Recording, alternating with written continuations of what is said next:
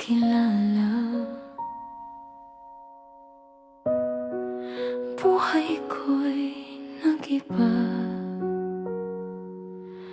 Dumating man ang hirap at ginhawa, tayo'y sabay humarap sa pagsubok, hanggang tayo'y biniyayaan ng 4 na anak. At ngayon, Papa Christopher, bigla mo kaming iniwan, na wala man lang paalam.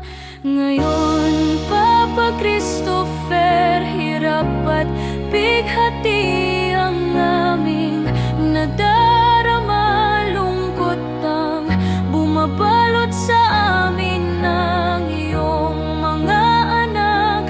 Yakapin mo kami kahit sa malamig na hangin na lang, maramdaman man lang namin ang iyong pagmamahal kahit wala ka na.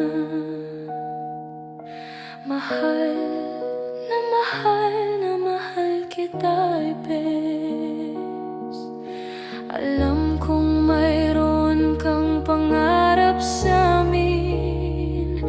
Ngayon wala ka na, aming itutuloy kasama ng mga anak natin.